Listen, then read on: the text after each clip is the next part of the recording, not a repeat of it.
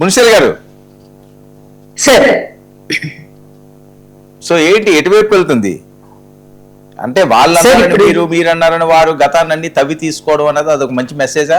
Next స్థానిక ఎన్నికలు కూడా నోటిఫికేషన్ వచ్చేస్తున్నదట, సిద్ధంగా ఉన్నారా? Definitely sir.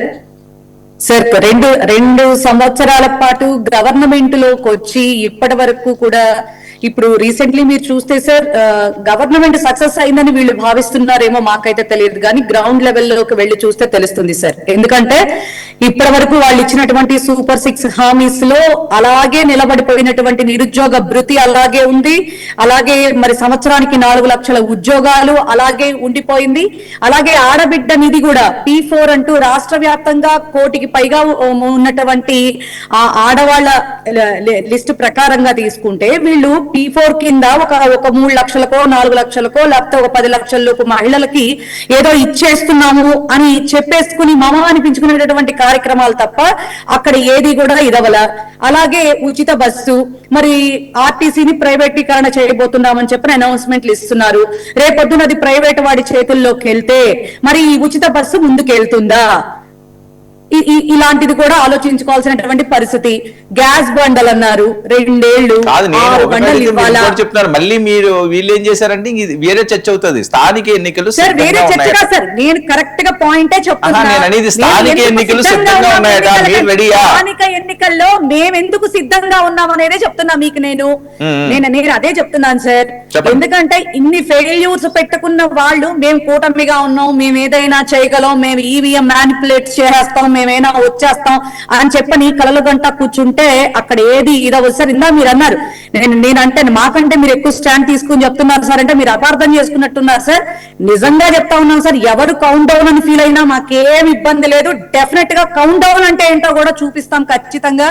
ఎందుకంటే జగన్మోహన్ రెడ్డి గారికి గ్రౌండ్ లెవెల్లో మరి పేద బడుగు బలహీన వర్గాల దగ్గర ఆయనకున్నటువంటి బలం ఏంటో, ఆయన చేసినటువంటి పాలన ఏంటో ఈ రోజున ప్రజలు చెప్తా ఉన్నారు.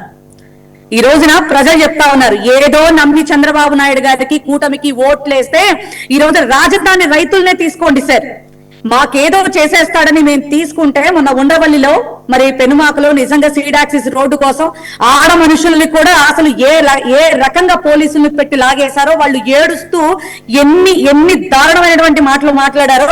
ఒక రైతు అయితే కూడా మరి మీకు రెగ్యులర్ గా మరి మీ డిస్కషన్స్ కి వచ్చేటటువంటి బాలకోటయ్య గారిని కూడా టార్గెట్ చేసి వాళ్ళు ఏం మాట్లాడారో కూడా మీకు వీడియో ఒకసారి చూపిస్తాను సార్. ఓన్లీ 2 seconds మాత్రమే, ఒక్క నిమిషం సార్. ప్రశ్న చెప్పాడు ఉన్నవాళ్ళ రైతు కనుక రాజధాని సహకరిస్తారంటే నేను తీసుకెళ్తాను చంద్రబాబు గారి దగ్గరికి, నా ఆఫీస్ అడ్రస్ ప్రెస్ మీట్ మరీ చెప్పాడు. మీరు ఒక మాట చెప్తున్నా, బాలకోట ఎవరో మాకు తెలియదు కానీ మీరైతే హైప్ చేస్తున్నారు. ఎందుకు చేస్తున్నారు మరి? మీకు స్వార్థం ఉందో లేదో మాకు తెలియదు. రాజధాని మళ్ళీ చెప్తున్నా, ఆయన ఎక్కడ హైప్ నుంచి వచ్చాడు, రాజధాని రైతు ఎట్ట అవుతాడు? రాజధాని పోవం దానికి ఎందుకు మాట్లాడుతున్నాడు? ఇదే సరే, ఆయనకి ఏదో పదవి ఇచ్చాడు, ఆ పదవిని కాపాడుకోవడానికి ఆయన 100 మంది ఎక్కడికో మేము ఎన్నికలు వెళ్ళాలి. సీఎం గారు మా ఇంటి పక్క, మా పొలం పక్కనే ఉంటారు, ఈ గెస్ట్ హౌస్ కనపడుతుంది, అది ఆయన ఇల్లు. రావాలిగా ఆయన వస్తే మొత్తం తీసుకెళ్ళమని 10 మంది ధైర్యంగా మేమేం కోరుకున్నాం, వాళ్ళేం కోరుకున్నాం, మేము అదే కోరుకున్నాం. చేసాము. చాలా మంది రైతులు అవకాశం ఉన్నంత వరకు సీడాక్సిస్ రోడ్డుకి సహకరించారు. ఓట్ల వేసిన గురించి మేము ఏ రోజు మాట్లాడాలి, అప్పుడు మాట్లాడాలి, ఇప్పుడు మాట్లాడాలి, రేపు కూడా మేము మాట్లాడాం. ఏం జరిగితే అది జరిగింది. ఈ రోజు సెకండ్ సాటర్డే, రేపు ఆదివారం అని చెప్పేసి దౌర్జన్యకర పరిస్థితుల్లో డిఎస్పీలు వచ్చారు, ఏఎస్పీలు వచ్చారు, ఆర్డీఓలు వచ్చారు, ఎంఆర్ఓలు వచ్చారు, అందరూ వచ్చారు. దగ్గరుండి మహిళల్ని రోపులతో లాక్కొని పక్కనెట్టేటువంటి దారుణం. ఇక్కడ పైన రైతులేమో అందరూ కలిసి పోరాటం చేస్తుంటే ఇక్కడ ఈ ఊర్లో పుట్టిన రైతులు ఈ ఊర్లో ఉన్న మరి వాళ్ళకి భూమి మీద ప్రేమ ఉందో లేదో నాకు అర్థం కావట్లేదు. మరి ఇలా ఎందుకు చేసుకున్నారు అనేది నేను చెప్పలేను. ఉన్న చిన్న రోడ్లు కూడా డెవలప్ చేయలేం మాకు ఈ ఊర్లో. ఎలా ఇస్తారంటే రైతులు ఈ భూములు ఎట్లా ఇస్తారు? ఎందుకు నేనేమన్నా అడుగుతున్నానా సార్? ఏమన్నా అడిగితే వైఎస్ఆర్సీపీ వాళ్ళు నోరు వేసుకుని పడిపోతున్నారు, వైఎస్ఆర్సీపీ వాళ్ళు అబద్ధాలు ప్రచారాలు చేస్తున్నారు, వైఎస్ఆర్సీపీ వాళ్ళకి సబ్జెక్టులు లేవు, సబ్జెక్టులకే ఉన్నాయి. ఈ సబ్జెక్ట్ ఏంటో చెప్పమనండి. మరి నేను మాట్లాడిన మాట కాదు, ఉండవల్లి రైతు మాట్లాడినటువంటి మాటలు, మరి దీనికి చెప్పమనండి సమాధానం. అదే నేనేం చెప్తా, ఒకే ఒక మాట సార్ కన్క్లూజ్ చేస్తున్నా. ఏదైనా కూడా గ్రౌండ్ లెవెల్లో ఏం జరుగుతోందో కూటమి తెలుసుకోవాల్సినటువంటి పరిస్థితులు ఉన్నాయి ఖచ్చితంగా.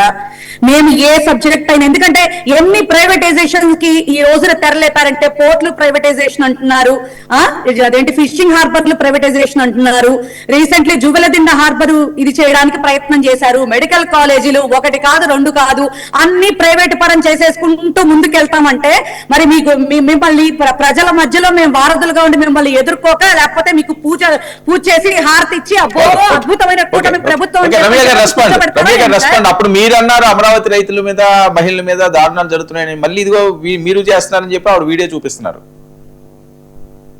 అంటే రోడ్ల గురించి కూడా మాట్లాడుతున్నారు కదా పుణ్యశీల గారు, ఆవిడ వెళ్ళలేదేమో అమరావతి మధ్య, ఒకసారి వెళ్ళి రోడ్లు చూసిరామనండి.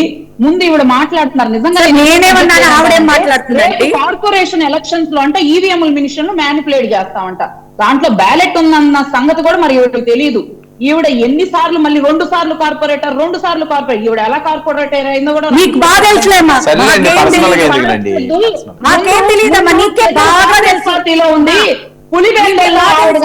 చేస్తే మన జగన్ అన్నయ్యకి డిపాజిట్లు కూడా రావమ్మా. ముందు మీరు మీది ఏడవండి, తర్వాత మా దాని గురించి ఏడుదురు.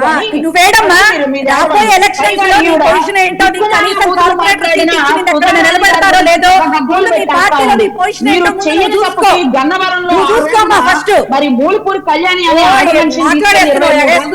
పెట్టారు, అది మీకు కనిపించలేదా? మరి 70 ఏళ్ళు ఆవిడైన రంగనాయకమ్మని మీరు అరెస్ట్ చేశారు.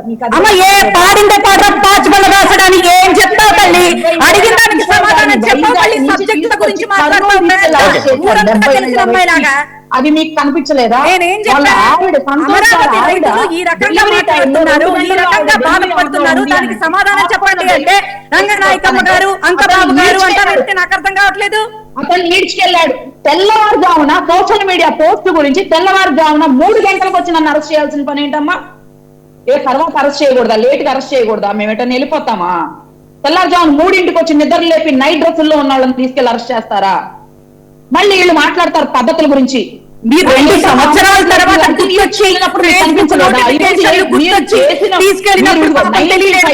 రైతులు ఇచ్చేస్తే, అసలు సిఆర్డిఏ పరిధిలో ఉన్న రైతులు ఇచ్చేస్తే, వాళ్ళకి సంబంధించిన రైతులను కూడా మీరు కమిటీ వేయకుండా ఎవరెవరో మీరు సొంత పార్టీలో భజన చేసే వాళ్ళని ఆ కమిటీ వేసి, అందులో ఆ కమిటీ సభ్యులుగా వాళ్ళని వేసి, రైతులే అసలు రైతులే లేరా కమిటీ?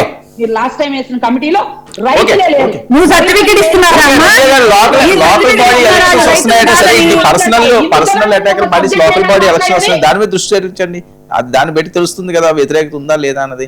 లక్ష్మీకాంత్, ఏంటి లోకల్ బాడీ ఎలక్షన్ వస్తున్నాయని మీరే చెప్తున్నారు. మరొకటి సింపుల్ గా స్ట్రైట్ గా చెప్పండి, సమయం తక్కువ ఉంది. నాదెండ్ల మనోహర్ ఏంటి, పవన్ కళ్యాణ్ గారు ఒకటే టీం అంటారు, ఏమన్నా ఇబ్బందికర పరిస్థితి వస్తున్నాయా? ఎవరన్నా ఏమైనా గ్రూపులు కడుతున్నారా?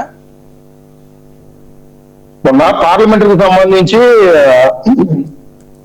కమిటీలు కొత్తగా పదవుల కోసము వీళ్ళు అప్లికేషన్స్ పెట్టుకున్న వాళ్ళకి దశ నిర్దేశిస్తూ వర్గాలు పెట్టుకోవద్దు, మీరు నా వెనకాల 10 మంది ఉన్నారు అనుకుంటే మాత్రం పొరపాటు, రేపు పొద్దున్న పవన్ కళ్యాణ్ గారు ఒక్కళ్ళే ఉంటారు, దీంట్లో ఎవరు ఉండరు అని చెప్పేసి దాన్ని చెప్పిన దానికి ఆయన కార్యక్రమంలో మెయిన్ అండి. ఎందుకంటే 3 రోజులు పవన్ కళ్యాణ్ గారితో ఉన్న తర్వాత ఫస్ట్ కైకలూరులో పెట్టుకున్న సభ ఏంటంటే ఇది రాష్ట్ర వ్యాప్తంగా చేయాలని నిర్ణయించుకున్నారు.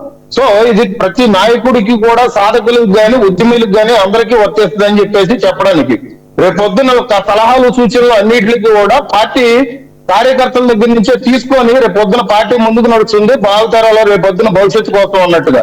సో ఇది ప్రధానంగా ఎన్నికల దృష్టి అయినా కానివ్వండి, రేపు పొద్దున కమిటీల దృష్టి అయినా కానివ్వండి, రేపు పొద్దున ఆగస్టు 14 వరకు ఇచ్చే పదవుల విషయంలో ముందు భవిష్యత్ కార్యాచరణగా మనోహర్ గారు చెప్పడం అయితే జరిగింది సార్. అదే ఇంకోటి సహజంగా స్థానిక సంస్థల ఎన్నికలు అంటే ఏంటంటే, సహజంగా ఎవరైతే అధికార పార్టీలు ఉంటారో వాళ్ళకి ఎక్కువ స్థానాలు రావడం, వాళ్ళకి సంబంధించిన వాళ్ళని మనం చూస్తూ ఉంటాం. కాకపోతే ఇక్కడ ఛాలెంజ్ ఏముందంటే, 2019లో జగన్మోహన్ రెడ్డి గారు అధికారంలోకి వచ్చిన తర్వాత స్థానిక సంస్థల్లో మాకు 66% వచ్చినాయి, 70% వచ్చినాయని చెప్పి వాళ్ళు ప్రకటించుకోవడం గతంలో కంటే పూర్తిగా ఒక భిన్నమైన రాజకీయం కనపడింది. అంటే ఎక్కువ శాతం ఏకగ్రీవాలు చేసుకోవడం అనేటువంటిది కనపడింది. ఆ రోజు చంద్రబాబు చంద్రబాబు నాయుడు గారు కూడా బహిరంగంగా కూడా పిలుపునిచ్చినారు. సో ఇలాంటి రాజకీయం జరుగుతుంది, ఎక్కువ మంది పోటీలు పడద్దు, పోటీ పడాల్సిన అవసరం లేదు, మీరు పాల్గొని మీ యొక్క వ్యక్తిగత జీవితాలను నాశనం చేసుకోవద్దు, వాళ్ళు ఎలాగో వాళ్ళనే ఏకగ్రీవాలు చేసుకుంటున్నారు అన్నట్టుగా ఆయన గతంలో మాట్లాడాడు. సరే ఈ రోజు చంద్రబాబు నాయుడు అధికారంలో ఉన్నారు కాబట్టి వీళ్ళు కూడా ఎలా నిర్వహించబోతారు, వాళ్ళకు చేసినట్టుగానే వీళ్ళు కూడా ఎక్కువ స్థాయిలో ఏకగ్రీవాలు చేసుకుంటారా, లేకుంటే ఒక ఫ్రీ అండ్ ఫెయిర్ ఎలక్షన్ జరుగుతుంది అనేది ఇక్కడ ఒక $1 మిలియన్ క్వశ్చన్ లాగా కనబడుతుంది కాబట్టి మనం చూడాల్సి ఉంటుంది. ఓకే ఓకే ఏంటి లక్ష్మీకాంత్ ఏదో మాట్లాడుతున్నారు? ఇప్పుడు ఈ ఎన్నికల గురించి ఈ యాప్లు గీపులు అన్ని పక్కన పెడితే సార్, రేపు పొద్దున్న ప్రజా సమస్యల మీద వాటి మీద పోరాడమని సార్ వైఎస్ఆర్సీపీ వాళ్ళు. ఈ శంకారావాలు బోర్లు వదటాలు ఎందుకంటే 2024 మేము అవి చేస్తున్నాం కాబట్టి మీకు ఒక మూడు జగన్మోహన్ రెడ్డి గారు చేశారు. జగన్మోహన్ రెడ్డి గారు చేశారు. ఇప్పుడు అక్కడ లల్లాయి పాటలాగా ఇట్లాగా ఈ బోర్లు వదటాలు, డబ్బాలు కొట్టడాలు, డ్రమ్ములు కొట్టడాలు వద్దు సార్. ఏమైనా కావాలంటే ముందుకు బయట డైరెక్ట్ గా జగన్మోహన్ రెడ్డి గారు తెరచాటు నుంచి పరదాల చాటు నుంచి లేదంటే నుంచి బయటకు వచ్చి కొత్త మాట్లాడమనండి. సమస్యల మీద గట్టిగా నిలబడాలి.